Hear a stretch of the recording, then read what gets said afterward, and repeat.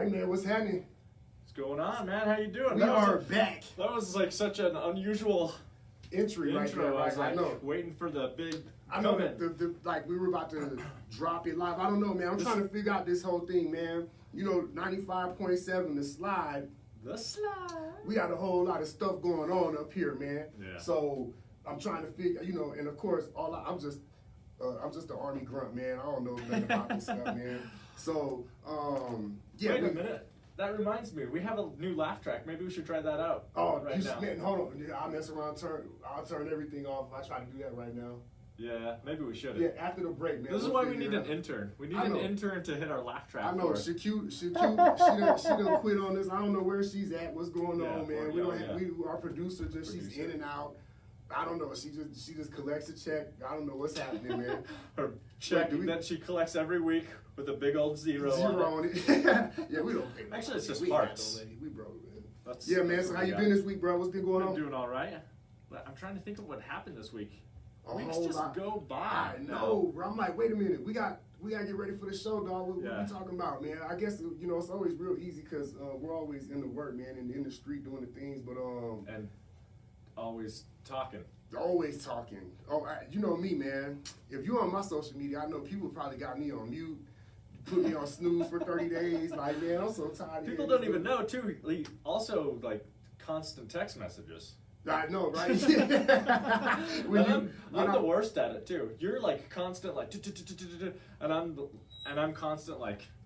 Yeah, yeah, I'm bad with it, man. But I try to stay in contact. But the thing is, I'm a texter, man. Yeah. Like when people like call my phone, I don't like it for some reason. Yeah. It is like, dude, I love you, man, but you could have just texted me that. I don't know. And I'm not a texter. Like I prefer just calling people. Right. I mean, I understand that answer. It's more efficient. If somebody calls and I don't recognize that number, I'm not answering it. No. Right. Yeah. And I'm always just like, dude, something about like getting into like drawn out text messages. I don't like very that off-putting to me. Yeah, it's like convoluting and like you like, what were you talking about? Yeah. You know, I was talking to Jules on we were texting the other day. She has a cool little project that she's working on, and for us iPhone users, there's a reply feature on the text, so you can like. You can say a bunch of stuff and then you can reply to whatever text you want. Just kind of like on all that stuff. So you couldn't do that before, but iPhone got that now. Okay. So our text conversation is even more efficient, man. It's gonna be pretty soon. We ain't gonna ever have to talk to each other. Well, that's part of the problem too. Is like messages are so just confusing. I often see people like I'll get a message on my phone that says like somebody liked your message, and it's like. How do you do that? Is that like an iPhone feature? Yeah. You can like stuff? Yeah, you can. But I can't. So it comes back to me as a text message. Such and such liked your message, but I can't like things back. I don't know. It's very bizarre. I'm glad I know that. I will mess with you now. That's what I'm all about. Like if I can just do laughy face, heart. I could just do that all day. Yeah, that's how I do it all the time. But I'm like, oh, cool. Hit a little thumbs up. Like, I acknowledge that. Yeah. But apparently thumbs up is a bad thing. Like, it can be seen as like, oh, what? Which is really bad. I know this, and yet I still send thumbs up all the time. Yeah. People are like, what is this? Like, you don't care? You're just going to give me a thumbs up? Like, you're not going to reply to me right now? Yeah. I don't know. Yeah, I used to think that, but then I'm like, yeah, whatever, man. It's just a way of acknowledging, like, got it. I saw it. Yeah, we'll talk later. Yeah. Anyway, man, so that's the way the world's going. The thing is, our generation, man, there was a time in our lifetime when, like, a fax machine didn't even work right. Like, you couldn't get a message across the country. Work right. Yeah, I don't think I ever had, especially a personal, like, for some reason, you got to pay somebody for it to work right. Yeah. But, yeah, man, our generation has seen the evolution, the evolution of this whole, technology, communication, even the transportation thing is, like, kind of crazy to think back when we were kids to, now, like you get a taxi on your phone, and it's not called a taxi anymore. Yeah, and then you can even just tell your phone to call a taxi now. Like, you don't even have to touch your phone to do it. I feel like, maybe I dreamed this, I feel like now, too, your phone can figure out if you need a taxi. Or like it asks you, like, do you need a ride home or whatever? Yeah, like I feel like that's what's happening. Yeah, that'd be dope. I'm sure there'll be a time when like it'll snitch on you if you. If you're like, man, we'll call that's the police. exactly what's gonna happen. Yeah, See, yeah. all this stuff that we find convenient is actually just more and more like control. surveillance. Right. So I was working on a project with these like Harvard geniuses many years ago back in Boston. Yeah. And they created an app or something, like an app and whatever, a table, where it was a bar. I don't know. I don't remember the details, but basically it was like when you were out drinking and you put your cup down, it would sense how much was in your cup, and then like once it was, the typical like it would order another drink. Or 1/4 full. Yeah, it would tell the bartender like these people need another drink. That's so dope. it's basically a way for like bars to make more money. Because there's that research that shows like when, I don't know if it's research or if it's just bartenders know, like when you're to a certain level, that's the best time to ask. Right. So that way it gets time to get it done. Yeah. Because if you finish your beer, like when I'm at a bar and I finish a drink, and somebody asks if I want more, I'm like, I don't know, I'm sort of done drinking. Good. Yeah. But if they ask when there's still beer in my cup, and I'm bring all, me another one. Yeah, I'll have some more. Yeah, exactly. That's crazy. I didn't think about that, man. That's good. Hey, that's capitalism 101 right there. Yeah. It's studying the human mind, man. Exactly. Manipulating it. But yeah, man, hey, so peace to everybody live on Facebook right now. Facebook land. You got the stream put. I don't know how many people's on there. It's like usually thousands. I think it's always thousands. Oh yeah, it's just like usually like 2,000 or 3,000 on there. Yeah, exactly. Or just like I assume that's multiple zeros after the numbers. Okay. This guy's that's how lying. it works, right? Your nose is pushing the mic, dude. It's usually just our moms and my son. Yeah. I don't. Your son. Sometimes my mom. Does your son watch us? Does he?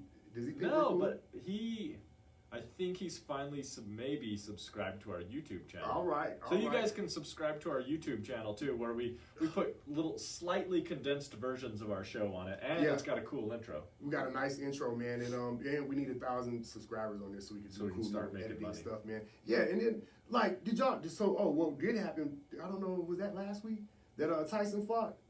I think that was last weekend. I don't know. Anyway. Robinson, what's the dude's name, man? The basketball player. Fought the YouTube sensation. Anyway, got slapped out, bro. It was ridiculous how that boy got knocked out.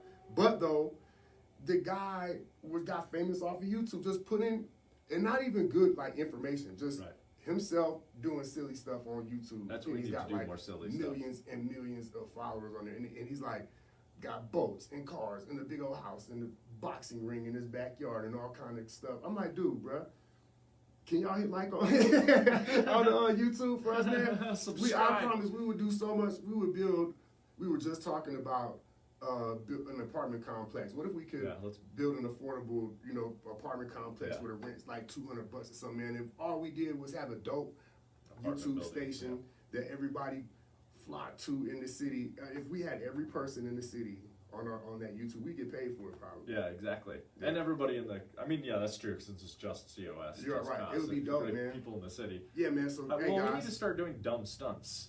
You think that'll do it? Yeah, like standing upside down on our head and drinking. I don't know about that, fizzy man. water or something. I'm too old, bro. I'm 40, bro. That's what will make it even more. These 40-year-old dudes. Look at these uncles.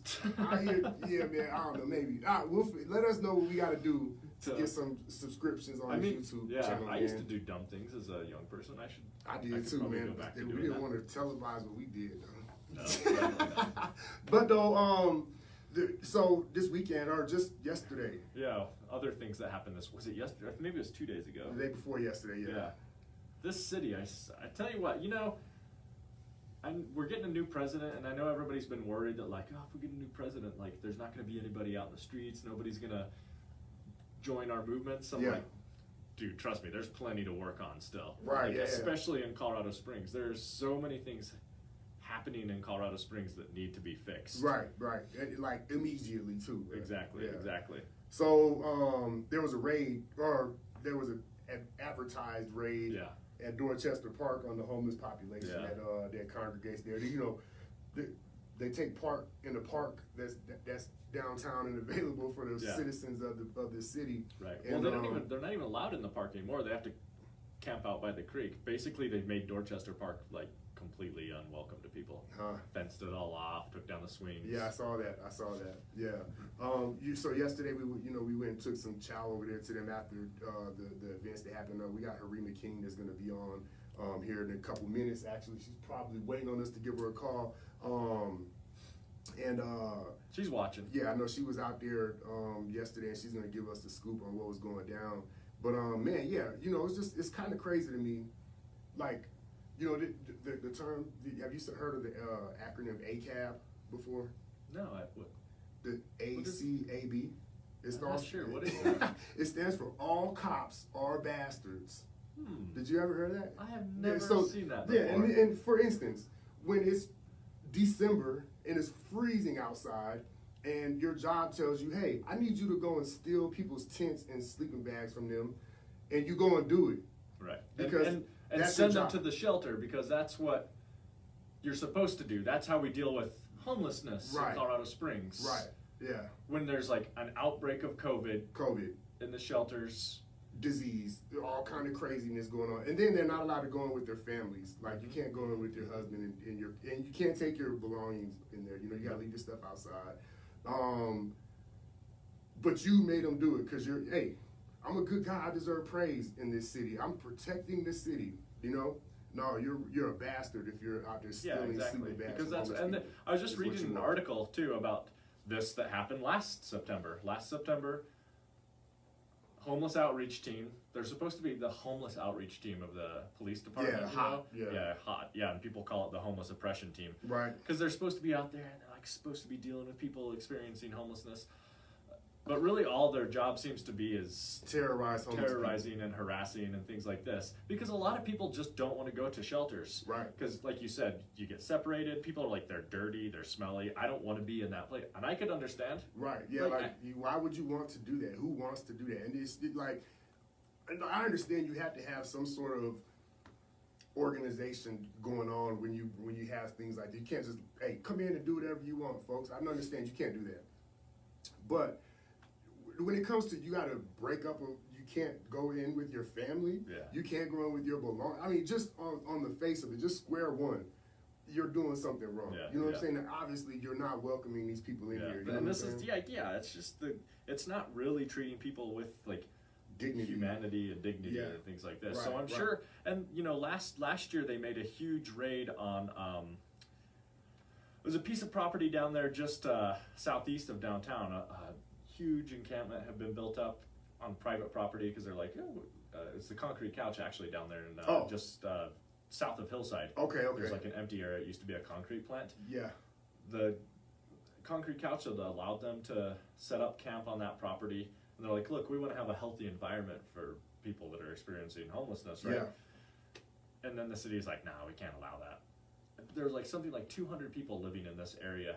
And they sent, the Gazette went down there and talking to people, and they're like, this is actually nice. We have a community here. We take care of each other here. You know what I'm saying? Yeah. Like, they share resources. They watch out for one another, Right. I always imagine if, like, you don't have a house and you have to go do something, you have to leave all your stuff just, like, sitting somewhere.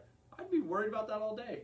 Where's my stuff going to be? Exactly. Like, when I come back, is somebody going to have stolen it, like the police or somebody else? Right, you know what I'm saying? Yeah, it's not going to happen. Yeah, exactly. Yeah, right. This community had built up to take care of it, and the city was like, nah, we can't have that. Yeah. Went in, raided the place, we're taking people's belongings and things like this. Like, this is what... this is where we need to have, this is where we need to defend them. You know what I'm saying? And that kind of happened the other day. And, just to add to your point, yesterday, that we got this stuff together for the People's Grocery that's happening tomorrow afternoon. And we had extra stuff that was, I think they were from Starbucks or something, little meals that they got. And, it just wasn't suitable for what we were doing tomorrow. So I took it down to the mission and, down to Dorchester or whatnot to just make sure that I gave it out while it was still cold. And as I walked down the sidewalk and was handing people the lunches who wanted them, every single one, I started maybe, 200, 300 feet up the sidewalk because I knew it was more people than I had food for, so I just picked a little section. Right. On Las Vegas, is that where you were? No, I was right in front of the mission, right? Yeah, that's Las Vegas, yeah. So anyway, the first person that I went to was like, hey, but there's a pregnant girl all the way down in the tent down there. And so I'm like, okay, yeah. So I know I got some wraps, you know, little burrito wraps or whatever. And I'm like, okay, I'm gonna keep those for her. Almost every single person that I stopped to told me about the pregnant girl down the way and making sure that she got something to eat on. So, like, they know each other, they take care of each other. They was, you know, yelling across the street, hey, you got something to eat? Right. And making sure, you know what I'm saying? So, like, I know for a fact that, of course, you know, there's people that's addicted to drugs. There's people that got mental health issues. And if you had a space where you could create something safe for them where they're not hurting themselves or other people, you know what I'm saying? I mean, why would the city not want that to happen? Yeah, exactly. They want them in the jail, that's why. Because that's 200 people that could be in the jail, not here. Or down at the shelters, where the shelters that work with the city could take, we've taken in this many people. Right, you eating their money up. Yeah, exactly. Right. And not even spending no money on it. Exactly. Yeah, man. And, hey, that sounds like something that sounds like a job for John and Sean. Well, I gotta say though, I was super happy when like those orange leaflets went up. They're like, you can't camp here. And Colorado Springs folks, I got to give a shout out to like the mutual aid group that was out there, and Jerima, she's our unsung hero of the week. There, you know, I had somebody stop by and they're like, we got to do something about this, and I was like, I agree. This has been like a problem that has been needing to be addressed for a long time, and so people went down there at 5 o'clock in the morning to make sure that the police weren't gonna come raid that camp. And that was just, I mean, that was heartwarming to me. Yeah, and they didn't show up. They organized publicly online and said, hey, we're going to be down there, and they didn't come, man. So, exactly. Even though it said immediately. Man. Right, and immediately. That's exactly what we need to do. Every time the police are threatening members of our community, whether or not they have a house or not, people need to get mobilized, and the police need to be like, I don't got time. Got them on the news, got them on camera, videotaping them, watching them snatch people sleeping bag from them in 2-degree weather in the middle of the morning. You know what I'm saying? Like being bastards. Being bastards, man. Exactly. So anyway, man. All right. So hey, we're gonna play some music. And then after that, we're gonna have our we always do dunce of the week. So this week we're gonna do something nice and uplifting and have our unsung hero of the week. So when we come back, we're gonna have Jerima King, our unsung hero of the week, and she's gonna talk about all of the things that she's involved in. So come back and after the song. What are we playing, Sean? We're going to play some KRS-One, man. Sounding of police. Here we go. All right. All right, y'all. We are back. We're back. I think I cut that off a little too... Oh, man, I think I'm too high on the mic there. We cut it off a little early there, but anyway, that's me. Oh, yeah, I had it too loud.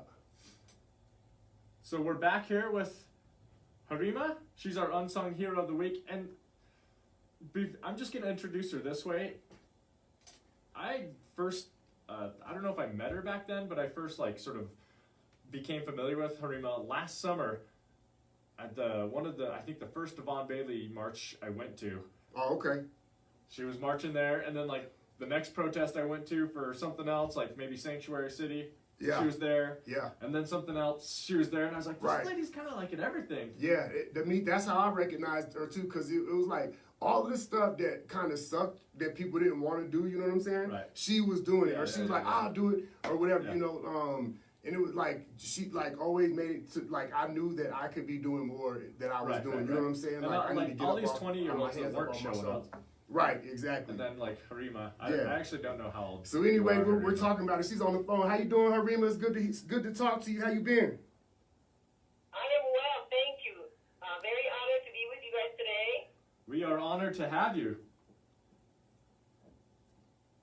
Thank you. So, it's super important that you let people know that it may be a problem that I have to be at everything. Oh, no. You know what? I think I might have that same problem. So, birds of a feather, I guess, right? Yeah, I'm the same way, kind of. Well, not that way, not as dedicated, but the thing about it is you're so valued, and the human nature is we kind of just place things where they belong, and we always place Jerima she'll be there, she's gonna do something, whatever she agrees to, she's gonna do it. Yeah. And we people forget to say thank you sometimes, so that's why we we named you our unsung hero Yeah. this week. So we really appreciate all the work that you do and that you have done and that you're going to do in the future. Thank you so much, Yes. and we love you. Yeah, thank you so much. It's great to always see you out doing things. And you know, like anytime we need something, we're like, you like text out to the community Our or whatever, network, like yeah. that out to the network. It's like, oh, we need this thing to get done. It's always you who are like, I can do that. Yeah. And like you're always stopping by, dropping off stuff at the Chinook Center, or picking up stuff to take out to people. So yeah, we really appreciate all the hard work that you're doing. So speaking of which, would you like to talk about some of the stuff that you are involved in Colorado Springs? Well, of course. So there are two super important things for me, and that is social justice, and that applies not just to citizens, but also to undocumented people. Mm-hmm. And so I am very focused on helping unhoused people and also undocumented people. I definitely want everybody to know that no human being is illegal. Yes, that's important. Yes, very, very important. I feel very strongly that it is my job as a human being to help other people that are going through difficulties. I don't understand why everybody is not doing this. I'm right there with you. Me too. I mean, so many people talk about this. So many like Christians, and so many religious people, I should say, they talk about this, like, helping the poor and the least among us, so on and so forth. And then it's like, well, what are you doing? Right. I mean, I know that there are people out there doing things. I don't want to diminish what other people are doing. Oh, yeah. But I don't know. It's like, are you really doing it? And a lot of times, I see, the post a picture on Facebook or go out and we're doing these things, or, give me money so I can go and do this type stuff. And, of course, listen, this falls into the category, and John, you and I have talked about this before, like demonizing people's activism, or, like characterizing like you're not doing it right. In the way that you feel that you need to characterize it. Not doing that, but you could just tell when you see something that's like some BS. You know what I'm saying? I don't know about you, Jerima, but for me, it that motivates me to say, okay, that's even less people that's really doing the real work, and I need to continue and like make sure. You know what I'm saying? Like it makes me go harder when I see people doing that. It doesn't really alter my motivation. How about you? Do you feel that way when you see people doing things that aren't real? Well, I try to remember that we may all do things in a different way. Right. So as long as they're not getting in my way, that could be their way of helping. Right. Right. Right. Right. I don't like it when they try to do it for their own glory. Right. Yeah, definitely. Indeed. But and I just want to make a shout out to Vista Grande Community Church, because I had been away from formal religion for probably 30 years, and I started running into these people who were always at the same protest that I was. And it turned out that they were like pastors. Right. And people very involved in their church, and it was the church in my own neighborhood. And they're great. Yeah, they are. They are very supportive of all the things that I do. They contribute to things for our homeless distribution on the second Sunday of every month at Dorchester Park. Nice. And I definitely wanted people to know that we've been doing this for 3 years. It's not like every once in a while. It's every second Sunday of the month. Yeah. So you're being a leader in that mutual aid aspect of the thing, and for folks that Vista Grande Church is the church that you might remember when Devon Bailey was murdered last summer. Was it last summer? Yeah. They put up a Black Lives Matter flag over their church, and it was on the news, and we all caught wind of it, and we actually went to Pastor Tommy's sermon the next week, and so anyway, they're a great church, and also not to cut you off, Jerima, but they get donated to the Chinook Center just recently. They, and I think that had something to do with you as well. huh? No, I'm not going to take all the credit.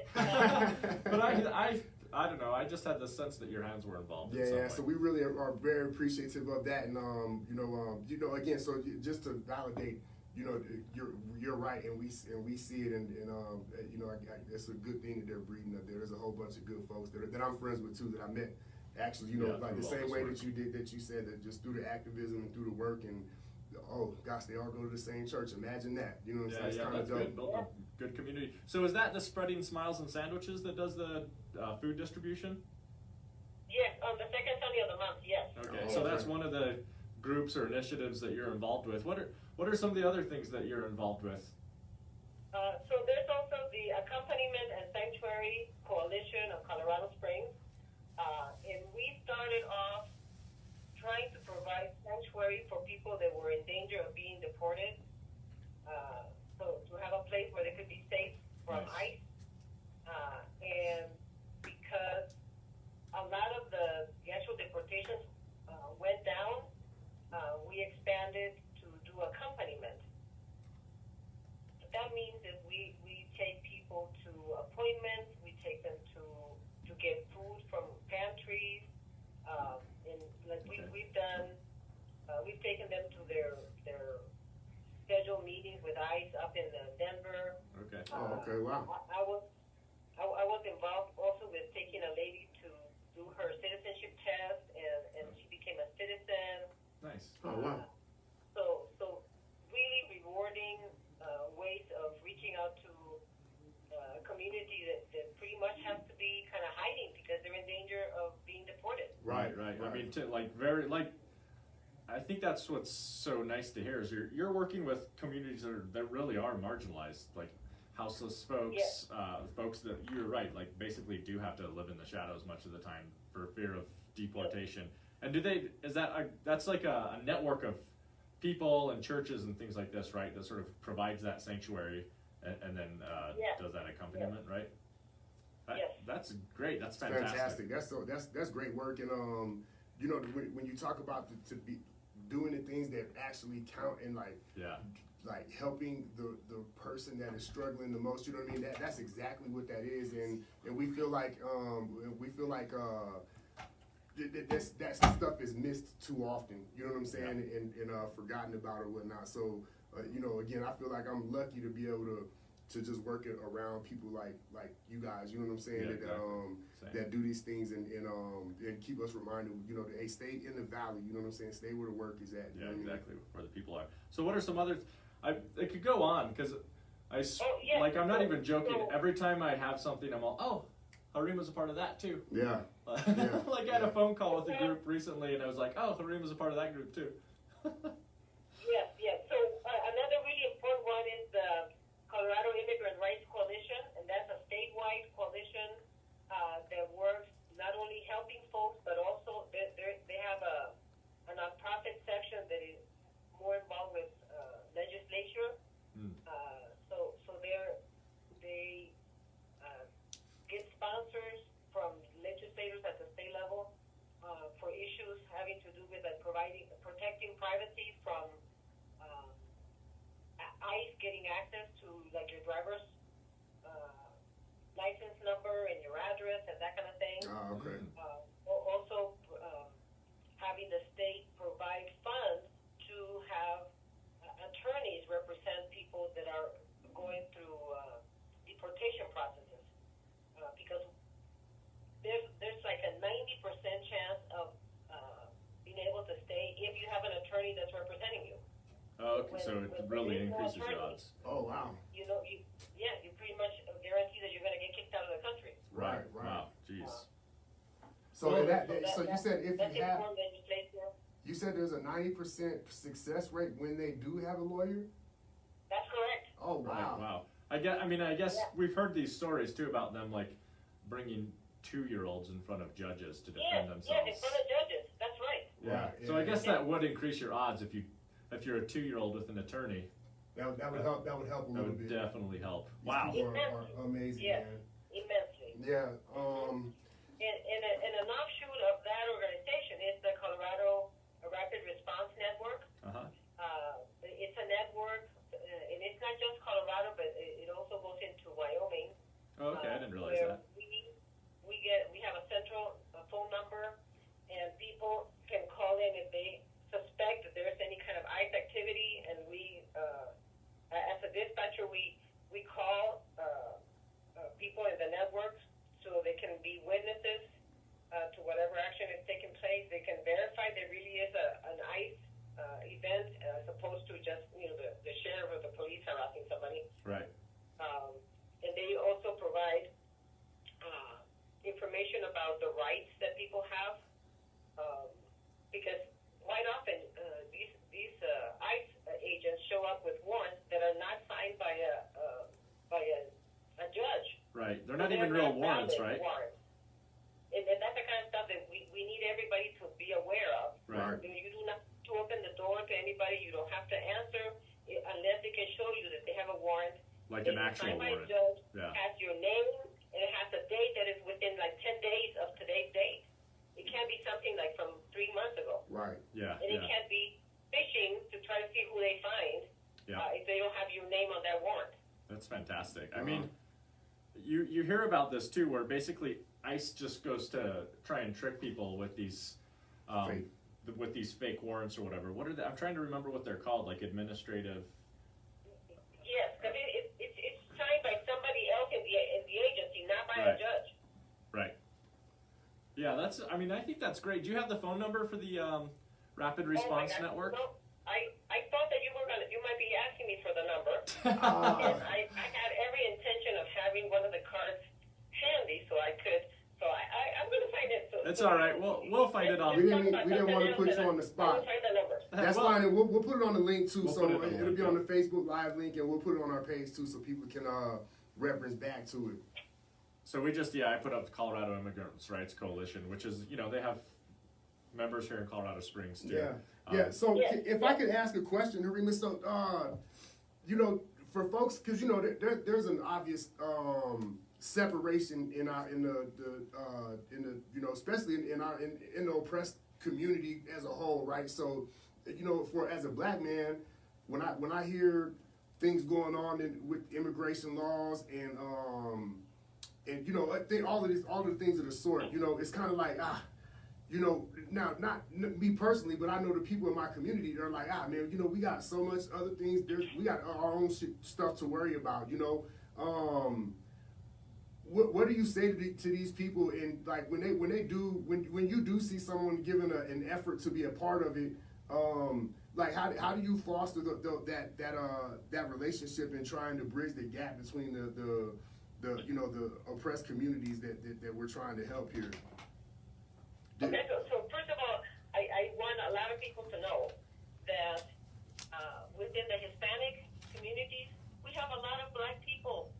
We are more, so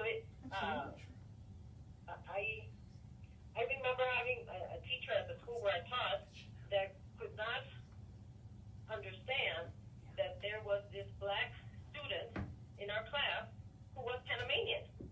Right. It's like, no, you could either be black or you could be Hispanic or Latinx. Right. No, Yeah. no, we're all together, okay?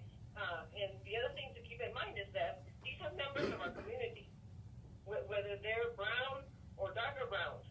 Right. They're still minorities that are oppressed in our community, and it's only the power structure that wants to make it so that one group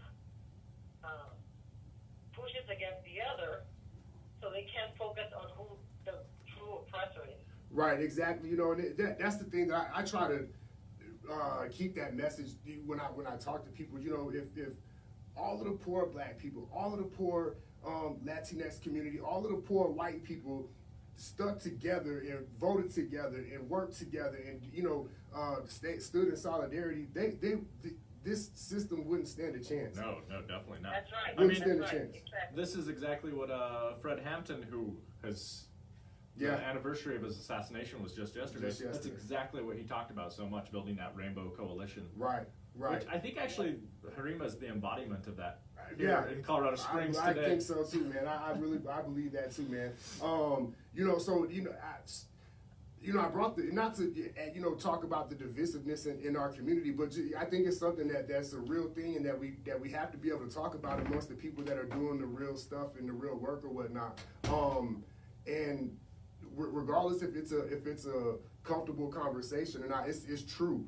And there's a whole a bigger crowd that is paying attention to our conversation now, and I feel like there should we got to we got to take the opportunities that we do have to talk about these things and kind of hash it out and air it out and work on it purposefully, so that we can kind of break the hold that they have on us. You know what I mean? Because again, like you said, we all know that divided you fall. We all hear these things. United you stand, right. divided you fall, and we don't apply it to ourselves when it comes to this struggle. So so that was from my perspective. What about from the perspective of the people that are immigrating here and that may carry some prejudice from their culture or whatnot? How do you see that get carried over when they move here, or is it for how does that work out? How does that dynamic work?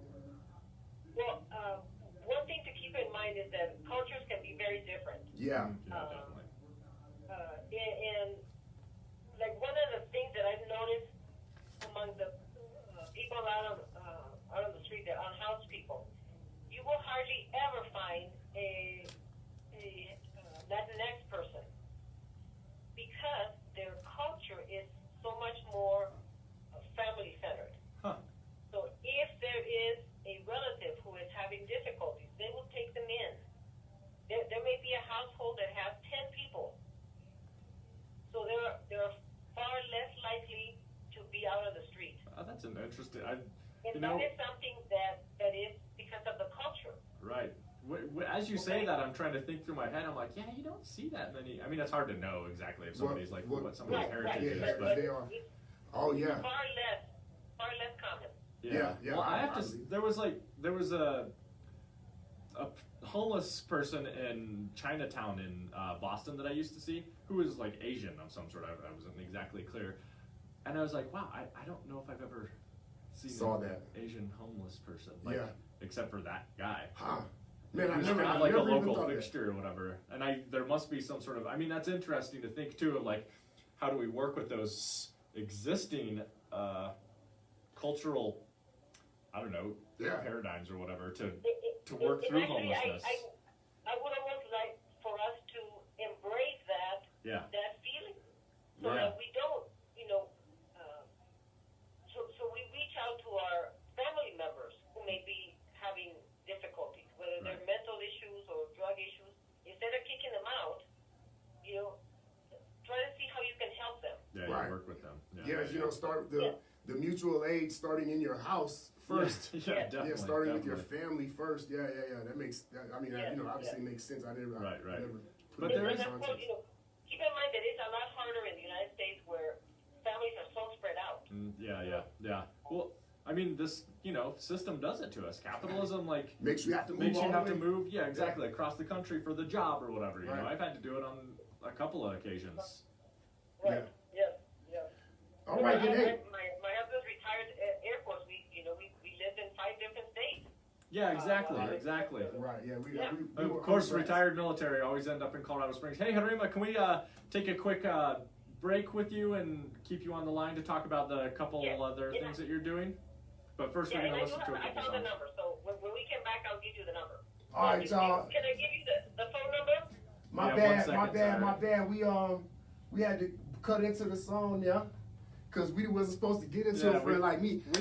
I was saving that pot and all that goodness for the last hour, man. You know what I'm saying? About to get in the mix on Just Cause, man. But so welcome back, everybody, from the radio. Yeah, thanks for staying in. And if you was in your car waiting on us, you know what I'm saying? We thought we had the police in here, man.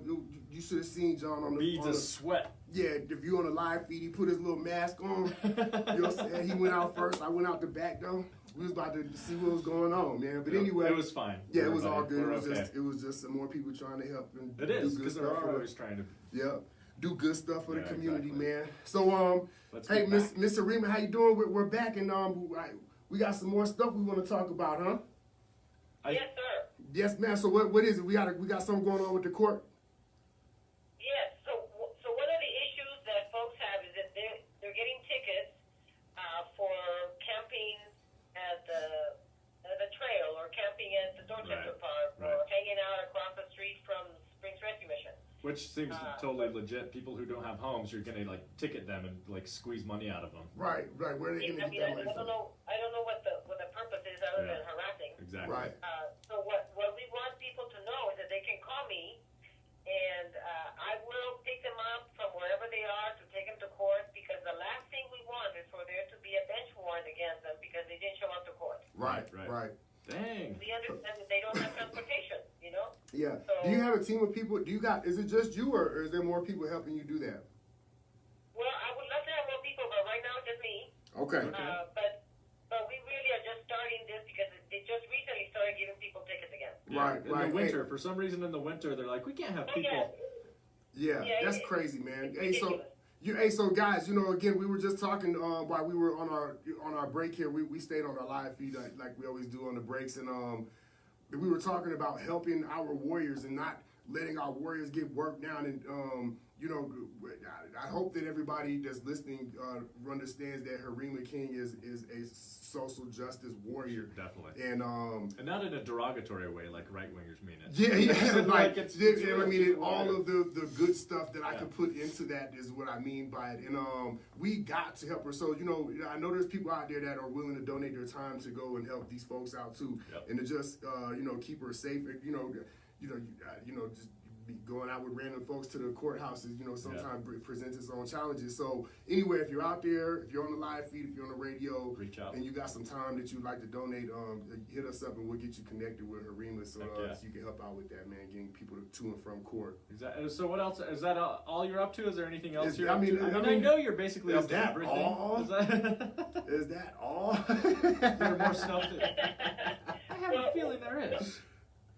Yeah, one of the other things that I'm trying to get going right now is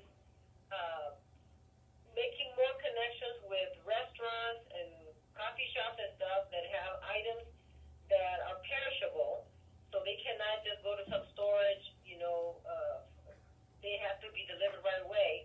For them to have a place where they can call and we'll go pick up the stuff to deliver it. Yeah, we do actually.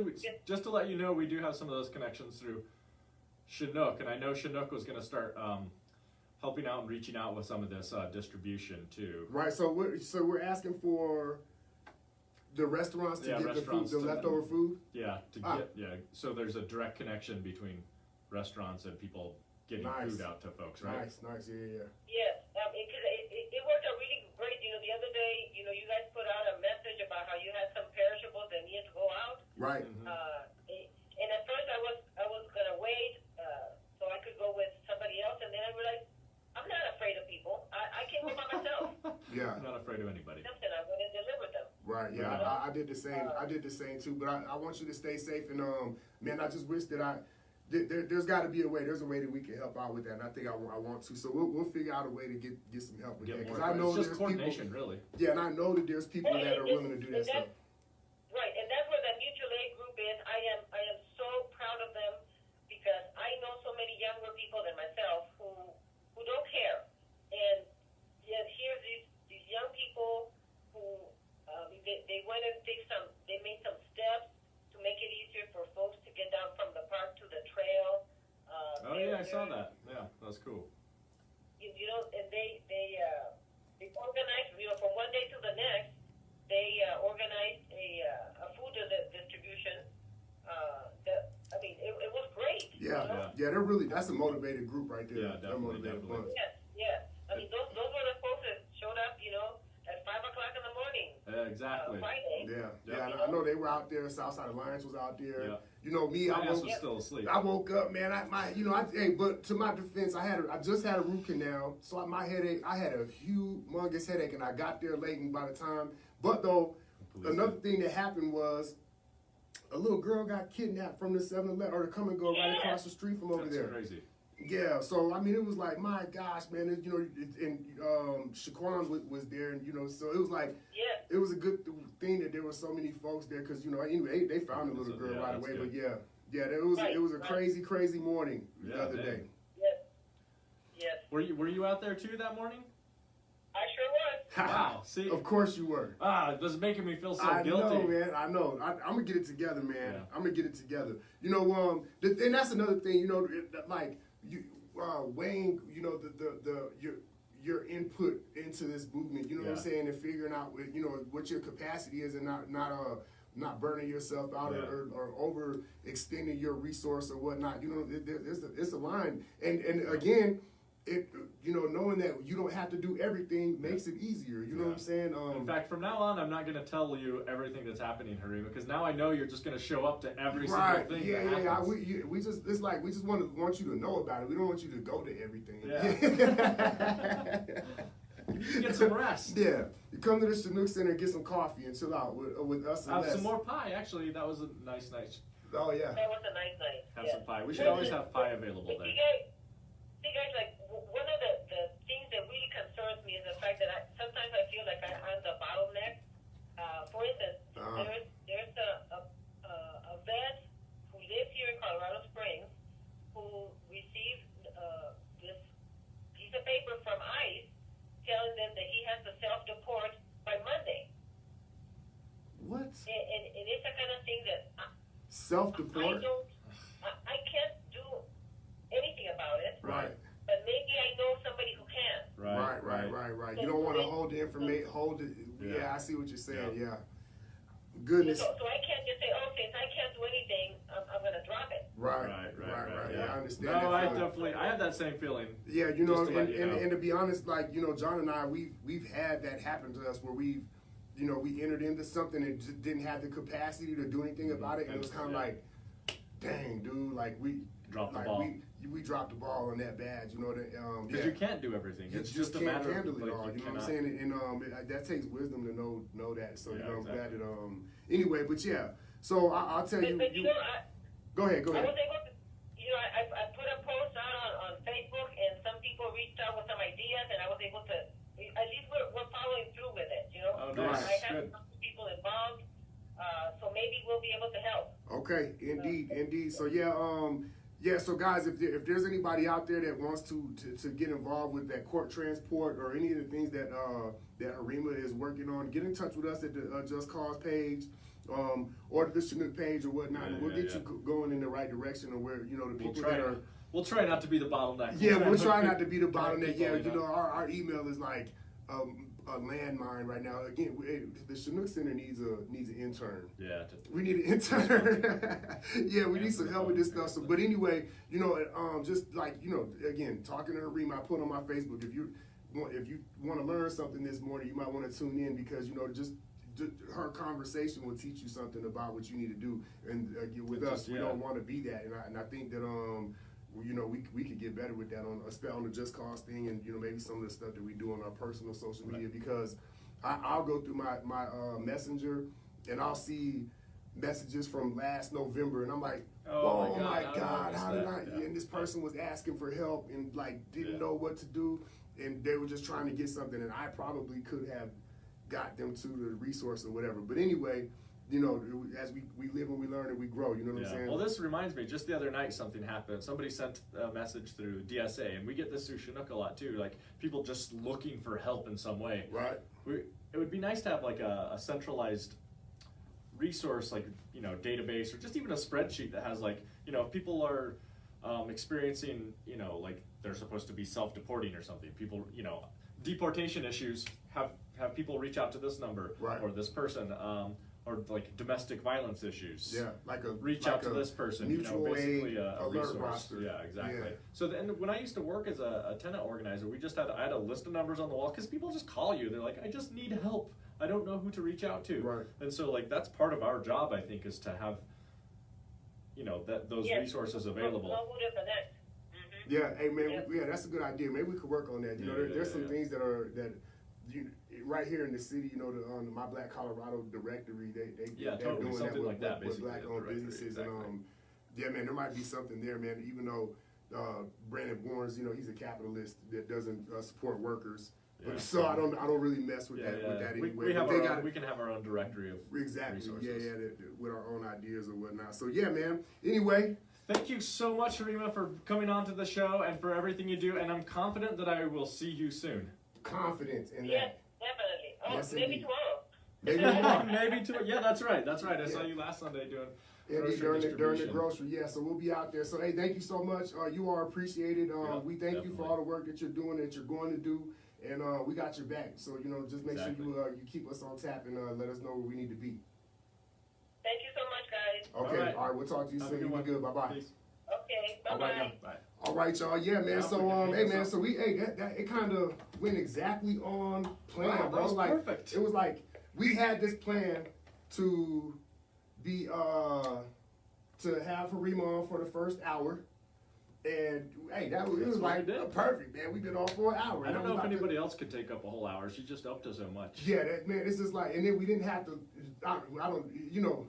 We couldn't have done. We probably couldn't Sean have. and I could talk. We've done it, but the prior 2 hours to the show, we were just sitting here talking. So yeah. With the substance, man.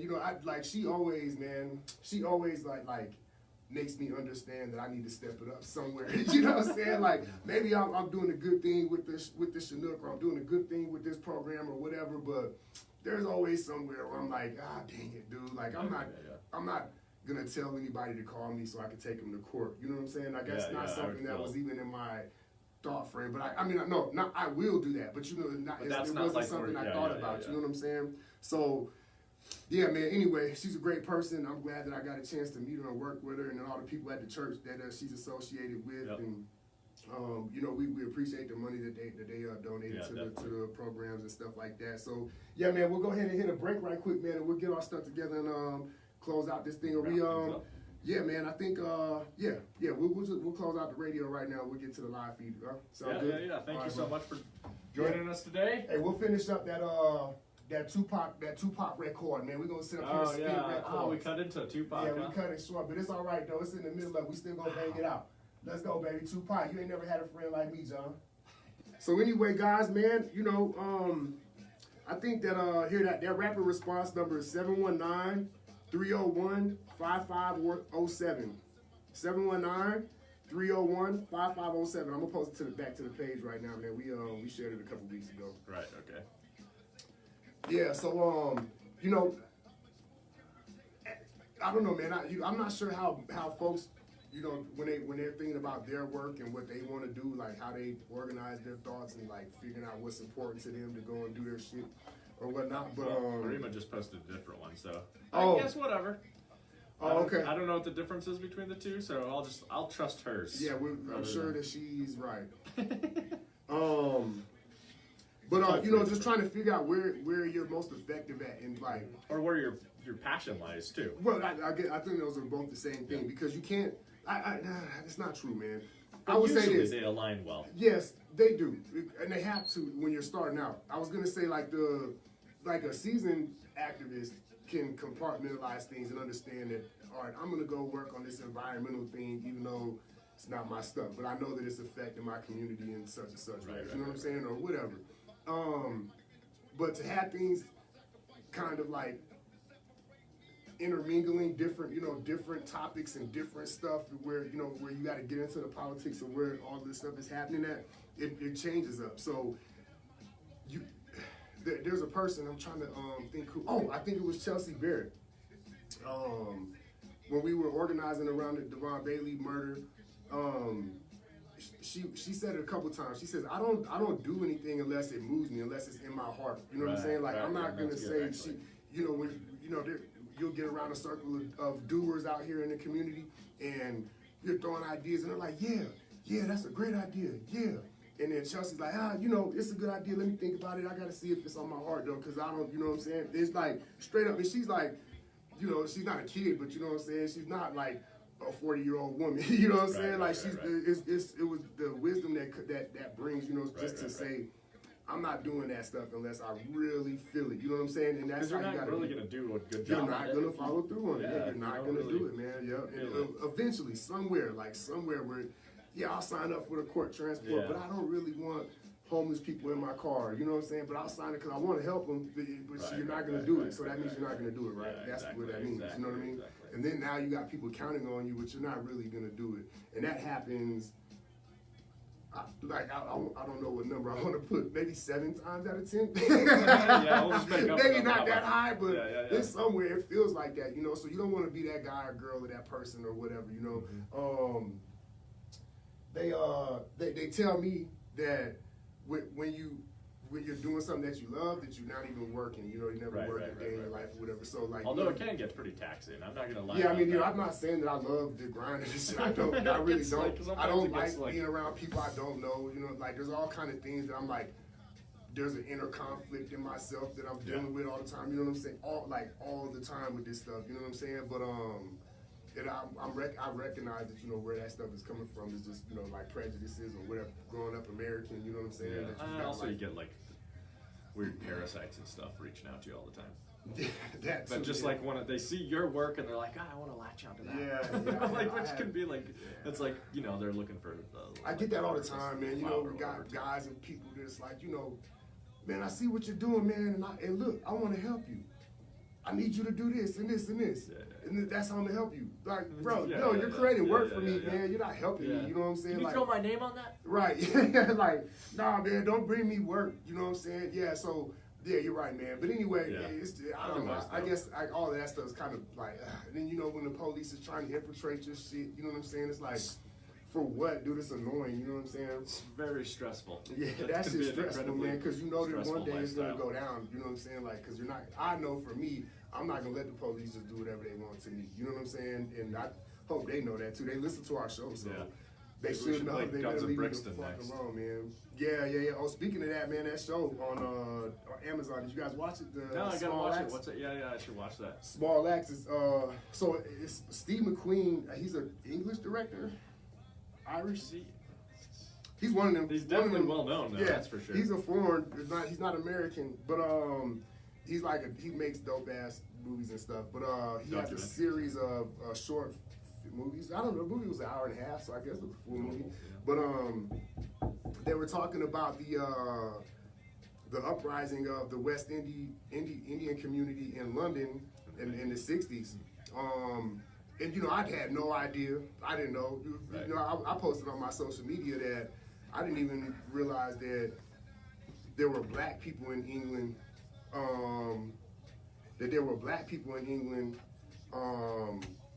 I don't know until I think I watched Top Shotters or something like that, and like realized that there was like something going on over there. There was some kind of gangster movie I watched. I was like, oh wait a minute, what? That was crazy to me. So anyway, Right. so then it was Hooligans. Have you watched Hooligans? I don't think so. Oh man, you gotta watch that movie. Have you Really ever well watched named. Sons of Anarchy? No. So there's I don't even really understand what that show is. it's like a biker movie or biker show. The Sons of Anarchy. Yeah. Yeah, it's like a biker show. It Okay. has nothing to do with being an anarchist. Right. Yeah. I figured Well, I mean, that I out guess a while ago. they are in their own way, but they're racist. They didn't have no black people in their little gang and stuff or whatever. But anyway, all of that to be said, the guy that was on that show, he was the lead character. He was in this movie called Hooligans, and he's from London somewhere. Oh, okay. Or from England somewhere.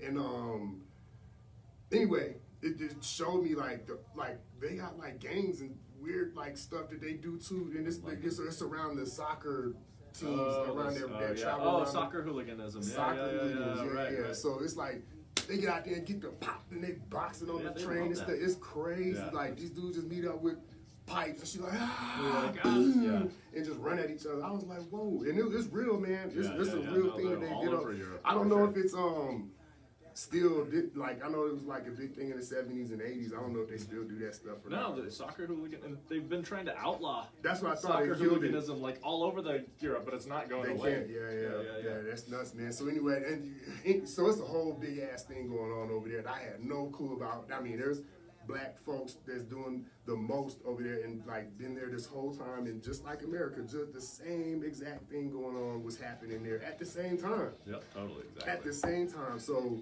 Small Axe, man, I recommend everybody watching that. And it's the episode 1. It's around the mangrove Mangrove 8, I think it's called. Okay. Mangrove 8. Okay. So yeah, man, they just showed you. What's kind of crazy is if you watch the movie Detroit, it's the exact same thing. There's like so much. Every night when we're like, what should we watch? Yeah. We're always like, I can't remember. But watching Detroit is like watching Mississippi burning, bro. It's so bad. Like, I mean, Is it 1968? piss you off. Yeah. The Detroit, right? 68. Yeah. I can't, like, somewhere in there. Yeah. 66, There's like the 68. 63, 64, 67, and 68 like uprisings that happened around the United States and black communities. I like here actually. Nix points out that like punk music has its roots in Caribbean immigrants in London. Oh, Which is like this is what we just taught in our the class. And, like, stuff. Yeah, that what you were talking about? Yeah, because they moved to England and they brought this like sort of the ska culture, the rude boy culture to the docks, and then like black and white working class folks on the dock took on the same style, and we started like creating this new musical style out of that, which was the sort of like early punk scene in London. Because punk was born in London. Oh, okay. And so then it came to the United States. Everybody thinks of it as this like American thing, like a white American and sort of thing. But it was definitely, yeah. I mean, I'm glad you pointed that out. That was just like a discussion question in our class about music and politics that a lot of people didn't even get. Nah, dang, man. You know, I know that there's a punk group called, is it Death Star? It's an all-black punk group. Oh, okay. And like they're like super famous from this like 71, 60s and the 70s, somewhere in there, early 70s. And they were all black, and I didn't even realize it. Yep. So I was like, dang, dude, I wonder if all of that stuff has something to do with each other. You like this stuff that they were talking about there too. You know, it's kind of crazy, man. So anyway, I want to learn more about it. You know what I'm saying? I'm sure that like our history was shoved down their throat, and they can tell us everything about what happened here, and we don't even know what's going on. Totally. You know what I'm saying? Yep, exactly. All right, should we wrap things up? Yeah, man, that's a wrap. All right, thanks everybody for joining. We appreciate See you guys y'all, next man. week. Watch our YouTube page too if you want to check out. Please, man, tell everybody to just hit subscribe. I don't care if we they don't watch care it. if they watch. I don't do. give a damn. I mean, because you need to watch it. If you watch it or not, it's on you. Like, I feel like there's some good stuff in there. Your brain will grow and explode out of your head if you watch all of our episodes. Like, you know what I'm saying? Have them, like, give it to the kid. Make the kids turn it on or whatever. We're not ever going to do nothing crazy on here that you don't want your kids to hear or see or nothing like that. We've even stopped swearing. I know. Like, I might have said some curse words back before, but I'm leaving now. But, like, I hate to break it to you. Your kids are cursing. They're cursing worse than you. You know what I'm saying? But at least let's teach them how to curse the right way in a productive conversation. There's no such thing as bad words, just bad timing. That is true. You're right. Yeah, it's really just the context and the place that you're saying them. Yeah. And one of those places is the radio. So anyway, guys. All right, thanks a lot, everybody. Peace out. Yeah, We got your one.